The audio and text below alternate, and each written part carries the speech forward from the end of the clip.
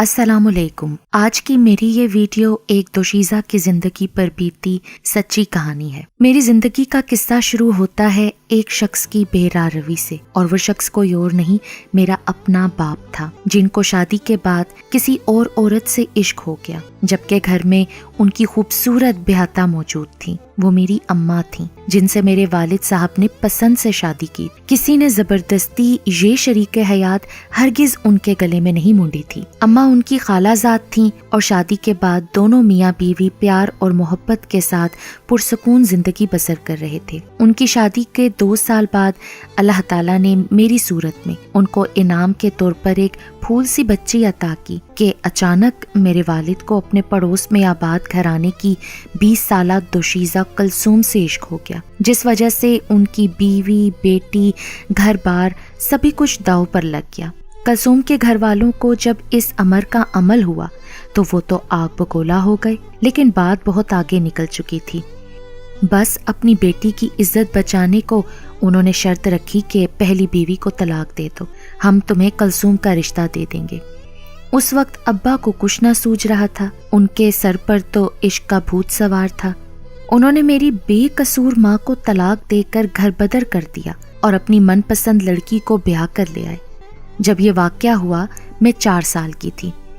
کلثوم نے آتے ہی پہلا کام یہ کیا کہ مجھے اپنے کمرے سے نکال کر دوسرے کمرے میں میرا بستر لگا دیا اور تنہا سلانا شروع کر دیا۔ میری عادت تو میری ماں کے ساتھ سونے کی تھی۔ رات کو ڈر کی وجہ سے اکیلے کمرے میں سونے سے نیند نہ آتی، اٹھ اٹھ کر روتی۔ اندھیرے میں خوف آتا تھا۔ وہ باپ جو مجھ سے والہانہ پیار کرتا تھا، دوسری عورت سے شادی کے بعد کس طرح بدل گیا تھا۔ جو کلثوم کہتی اس کی ہر بات مانتا۔ کلثوم ابا سے کہتی کہ اس کو ہرگز اس کی ماں سے مت ملانا، یہ بار بار اگر ماں سے ملنے جائے گی تو ہر بار درد جدائی سہے گی، تب یہ ادھر کی رہے گی نہ ادھر کی۔ ہو سکتا ہے میری سوتیلی ماں کی بات صحیح ہو، مگر میرے ساتھ ایسا نہ ہوا، بلکہ اس سے بہت مختلف ہو گیا۔ ماں کو تو میں نہ بھلا سکی۔ ماں کے جانے کے بعد ایک دن، ایک لمحے کو بھی مجھے قرار نہ ملا۔ میں جو ایک تر و تازہ گلاب کی مانند تھی، مرجھا کر زرد بکھری پتیوں کے جیسے ہو گئی تھی۔ وقت گزرتا رہا، میری روح کا خلا بڑھتا رہا جو مجھے بے چین اور بے قرار کرتا۔ ایک آس مجھے پھر بھی تھی کہ اب نہیں تو پھر کبھی تو ملوں گی اپنی ماں سے۔ ہر دن ایک آس کے ساتھ ابھرتا اور نا امیدی کے اندھیروں میں کھو جاتا۔ ایک روز میرا اسکول جانے کو دل نہ کر رہا تھا، جی چاہتا تھا کوئی مجھ کو میرے ماں کے گھر کا رستہ بتا دے اور میں ان کے پاس چلی جاؤں، یا دریا سامنے آ جائے اور میں اس میں کود جاؤں۔ اس روز میرا اسکول میں دل نہ لگا، دماغ کہیں بھٹک رہا تھا۔ ٹیچر نے کیا پڑھایا، لڑکیاں کیا باتیں کر رہی تھیں، میرے کان تو صرف آوازوں کو سن رہے تھے، جملوں کے مفہوم کو نہ سمجھ سکتی تھی۔ اسی شور و غل میں چھٹی کا وقت آ گیا۔ اسکول سے نکلی اور دھیرے دھیرے گھر کی طرف چلنے لگی۔ حسب معمول آسیہ ماسی ہم 5 بچیوں کو گھر کے پاس پہنچا کر لوٹ گئی۔ لڑکیاں اپنے گھروں کو چلی گئیں، لیکن میرا دل اپنے گھر کے اندر جانے کو نہ کیا تو چوک میں بنی چوکی پر بیٹھ گئی۔ تبھی ایک شخص جس کا نام ابراہیم تھا اور سب اس کو لالا جی بلاتے تھے، وہاں سے گزرا۔ دفتن اس کی نگاہ مجھ پر پڑی۔ میں پہلے کبھی بھی اس طرح محلے کے چوک کے تھڑے پر نہ بیٹھی تھی۔ وہ بھی اسکول سے واپسی پر اب بستے اور یونیفارم کے ساتھ بیٹھ گئی تھی تو لالا حیران ہو کر بولا، ارے منی، تو عین دوپہر دھوپ میں یہاں بیٹھی ہے، گھر کے اندر کیوں نہیں گئی؟ کیا ماں نے تجھے کچھ کہہ دیا ہے؟ لالا کو میں پہچانتی تھی، محلے کا ہی آدمی تھا، سبھی اس کو جانتے تھے۔ گلی کے نکڑ پر اس کا گھر تھا۔ اپنے مکان کے کونے پر اس نے چھوٹی سی دکان بنائی تھی جس میں اسکول کی کتابیں، کاپیاں، پینسلیں اور بچوں کے لیے بسکٹ، ٹافیاں وغیرہ برائے فروخت ہوتی تھیں۔ لالا نے ہمدردی اور مجھے توجہ سے مخاطب کیا تو میں رونے لگی۔ تبھی وہ میرے پاس آیا اور سر پر ہاتھ پھیر کر بولا، ارے منی، تو رو رہی ہے؟ بھلا کیوں؟ مجھے لگتا ہے کہ ماں نے آج پھر تجھ کو مارا ہے نا؟ سب جانتے تھے کہ میری سوتیلی ماں ہے، مجھے ڈانٹتی اور مارتی ہے۔ محلے والوں کو اس بنا پر مجھ سے ہمدردی تھی۔ لالا نے میرا اسکول بیگ اٹھا لیا اور بازو سے پکڑ کر بولا، چل اٹھ، میں تجھ کو پہنچاتا ہوں تیرے گھر۔ تیری ماں کو کہوں گا خبردار منی کو کچھ مت کہنا۔ نہیں لالا، میں تو اب اپنے گھر نہ جاؤں گی۔ میں اور زیادہ رونے لگی۔ تب اس نے کہا اچھا میرے ساتھ چل، یہاں بیٹھنا ٹھیک نہیں ہے، دیکھ کتنی دھوپ ہے۔ اس نے پیار سے باتیں کر کے مجھے آمادہ کر لیا اور میں اس کے ساتھ اس کی دکان میں چلی گئی۔ اس نے مجھے بینچ پر بٹھا دیا، کولر سے ایک مگ میں پانی بھر کر دیا اور کہا پانی کے چھپکے منہ پر مار لے تاکہ تیرا غصہ ٹھنڈا ہو۔ لگتا ہے ماں نے نہیں تیری استانی نے تجھے ڈانٹا ہے، سبق یاد نہیں تھا نا تجھے؟ مجھے منہ نہیں دھونا لالا، اور مجھے کسی نے نہ مارا ہے اور نہ ڈانٹا ہے۔ میں سمجھ گیا، تجھے تیری ماں کی یاد آ رہی ہے نا، یہی بات ہے نا؟ جانے کیسے لالا نے میرے دل کی بات جان لی تھی۔ کہنے لگا ماں کو یاد کرنے سے کوئی اداس تھوڑی ہوتا ہے، یادیں تو خوشیاں دیتی ہیں نا۔ میں تو جب اپنی ماں باپ کو یاد کرتا ہوں تو خوش ہوتا ہوں، جب میں ان کی یاد سے خوش ہوتا ہوں نا، پھر وہ میرے خواب میں آ جاتے ہیں۔ تو بھی اپنی ماں کی یاد سے خوش ہوا کر، تو وہ روز تیرے خواب میں آیا کرے گی۔ لالا کی بات سن کر میرے اداس من میں امید کی ایک کرن جاگی، تبھی اپنے آنسو پونچھ لیے۔ کیا سچ کہتے ہو لالا؟ ہاں ہاں بالکل سچ کہتا ہوں۔ اچھا اب تو یہ ٹافیاں اور بسکٹ لے اور گھر جا۔ اب میں اس کی ڈھارس دینے والی باتوں سے بہل چکی تھی۔ میں بچی ہی تو تھی، اور بچوں کی اہم ضرورت پیار ہوتا ہے۔ کسی نے پیار سے بات کی تو میں خوش ہو گئی۔ اب میں روز شام کو لالا کی دکان پر جانے لگی۔ لالا کی زندگی کی کہانی بھی میرے جیسی ہی تھی۔ اسے بھی بچپن میں وہی دکھ ملا تھا جو مجھے ملا تھا، تبھی وہ میرا غم سمجھتا تھا۔ اس کو پتا تھا کہ میں پیار چاہتی ہوں، وہ مجھ سے پیار کے ساتھ بات کرتا، میری ماں کے بارے میں اچھے اچھے کلمات کہتا، یقین دلاتا کہ ایک دن میں اپنی ماں سے ضرور ملوں گی تو میری روح کو سکون مل جاتا۔ یوں میں لالا کی گرویتا ہو گئی۔ اسی کے پیار کے سہارے میں نے بچپن کے کڑوے کسیلے کٹھن دن کاٹ دیے، اور میں منی سے بڑی ہو گئی۔ اب میں چوتھی کلاس میں تھی، 9 برس کی ہو چکی تھی، پھر بھی والہانہ لالا کی دکان پر دوڑی جاتی تھی۔ حالانکہ اب کلثوم اماں کو میرے گھر سے باہر جانے پر اعتراض ہوتا تھا، مگر آنکھ بچا کر ایک چکر تو میں ضرور لالا کے پاس لگاتی تھی۔ حالانکہ بچپن تو اب بھی تھا، مگر اب میرا بچپن لڑکپن میں تبدیل ہو رہا تھا۔ تاہم اتنی بڑی نہ ہوئی تھی کہ زمانے کی اونچ نیچ کو سمجھتی۔ ذہن میرا پلیٹ کی مانند صاف تھا۔ مجھ کو ابھی تک مرد اور عورت کے درمیان محبت کا پتہ نہ تھا۔ لالا میرا غم گسار تھا اور میرا پسندیدہ انسان تھا، بس اتنا ہی میرا اس کا رشتہ تھا۔ مجھ کو اس کے دیکھنے سے راحت ملتی تھی۔ میں 9 برس کی اور وہ 26-27 برس کا تھا۔ اب تک اس کی شادی نہ ہو سکی تھی، البتہ منگنی چاچا کی لڑکی سے ہو چکی تھی جو دیہات میں رہتی تھی۔ اس کے باقی رشتہ داروں کا بھی معلوم نہ تھا، البتہ ایک بزرگ عورت جو اس کی پھوپھی تھی، شروع سے اس کے ساتھ رہتی تھی، جو گھر سنبھالتی اور لالا کا خیال رکھتی، اس کا کھانا وغیرہ پکاتی۔ وہ بھی جب مجھ سے ملتی پیار سے بات کرتی۔ لالا کبھی کبھار ہی اپنی پھوپھی کے ساتھ ابائی گاؤں جاتا تھا، چند روز بعد یہ لوگ واپس آ جاتے تھے۔ اسی طرح وقت گزرتا گیا۔ میں نے 6ٹھی جماعت اچھے نمبروں سے پاس کی تو والد نے سوتیلی ماں کی مخالفت کے باوجود مجھ کو اسکول سے نہ ہٹایا۔ تاہم سوتیلی ماں مجھ پر کڑی نگاہ رکھتی، ہر وقت کہتی کہ اب تو باہر مت نکلا کر، بڑی ہو گئی ہے۔ میں بھی سمجھدار ہو گئی تھی، ماں کی ساری باتیں مانتی تھی، لیکن جب وہ باہر جانے سے منع کرتی مجھ کو بہت برا لگتا، کیونکہ میری تو عادت ہو گئی تھی دن میں ایک بار لالا سے بات کرنے کی۔ جب تک اس سے مل کر 2-4 باتیں نہ کر لیتی چین نہ آتا۔ یوں کہنا چاہیے کہ مجھے یہ احساس ہی کب تھا کہ لالا کوئی غیر آدمی ہے۔ مجھ کو صرف ایک احساس تھا کہ نفرت بھرے گھر میں گھر سے باہر ایک پیار کرنے والا آدمی مل گیا تھا، اور میری پیاسی روح کے لیے سمندر کی مانند تھا۔ ایک دن اچانک لالا اور اس کی پھوپھی گھر کو تالا لگا کر کہیں چلے گئے، نہ جانے کہاں، کسی کو خبر نہ تھی۔ میں زندگی میں ایک بار پھر تنہا ہو گئی، کوئی کمی محسوس کرنے لگی۔ میری نگاہیں لالا کو تلاش کرتی۔ ان دنوں میں 8ویں میں پڑھتی تھی، بند دکان دیکھ کر کلیجہ منہ کو آتا۔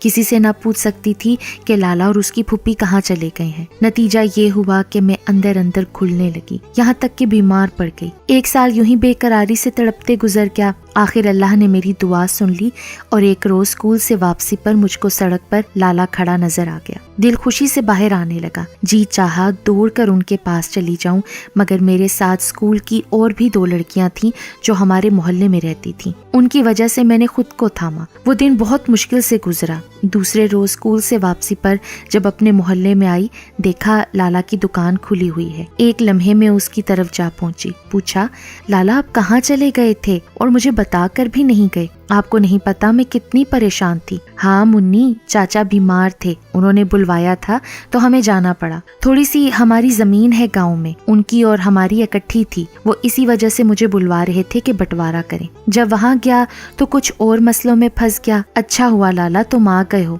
मैं बहुत याद करती थी। मेरे साथ कोई बातें करने वाला भी ना था। अब तो गाँव नहीं जाओगे ना? नहीं, फिलहाल तो नहीं जाना। दुकान पर और ग्राहक आने लगे तो मैंने कॉपी और पेंसिल ली और चलती बनी। लाला के लौट आने के बाद मेरी मुसरतों का कोई ठिकाना न था, लेकिन अब मैं इतना जरूर समझने लगी थी कि मेरा रोज दुकान पर खड़े रहकर लाला से बातें करना ठीक नहीं।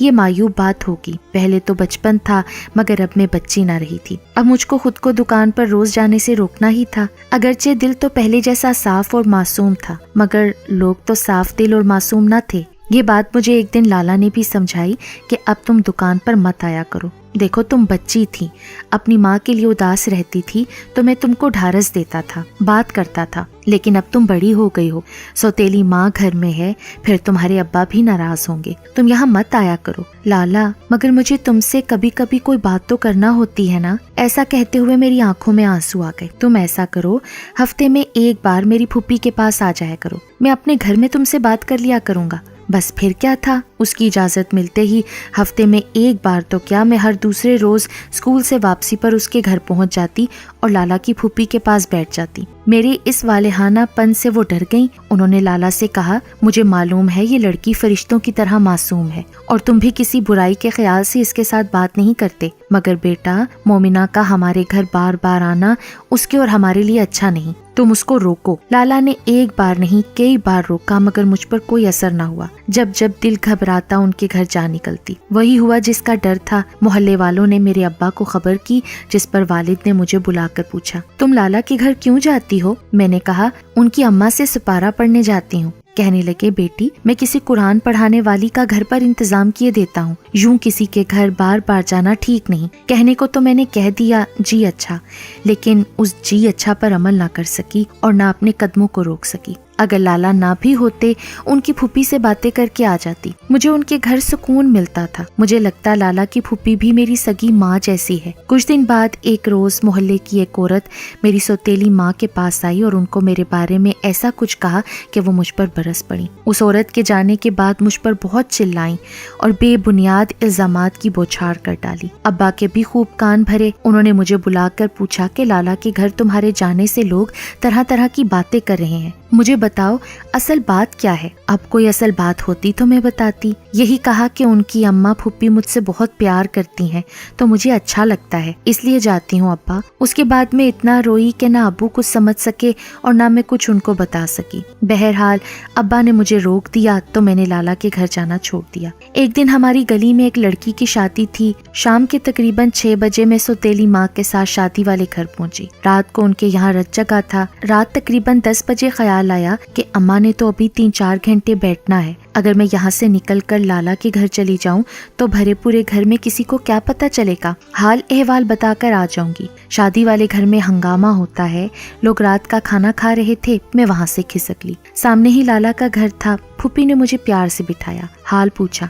मैंने बताया कि अब्बा ने स्कूल से हटा दिया है, इसीलिए नहीं आती। आपके लिए दिल उदास रहता है। लाला भी शादी से 12 बजे घर आ गया। मुझे देखा तो कहा, क्यों यहाँ आ गई हो? जानती हो तुम्हारे अब्बा बाहर मर्दों में बैठे हुए हैं, अब तुम वापस जाओ। आपसे बात तो की नहीं और अभी चली जाऊं? हाँ, जब बुजुर्ग मना करें तो वो काम नहीं करना चाहिए। ये बात हो रही थी कि दरवाजा बजा। अब्बा बाहर खड़े थे। कहा कि मेरी लड़की तुम्हारे घर आई है। हाँ आई है चाचा, पर क्यों आई है वो इस वक्त? मालूम नहीं, वो खुद आई है, हमने तो नहीं बुलाया। वो अब्बा को अंदर ले आए। आते ही अब्बा ने मुझे थप्पड़ जड़ दिया। बोले, ये क्या खेल चल रहा है? तू मेरी आंखों में और जमाने भर की आंखों में धूल झोंक रही है ना? रात के 11 बजे शादी के घर से उठकर इनके यहाँ आने की क्या जरूरत थी?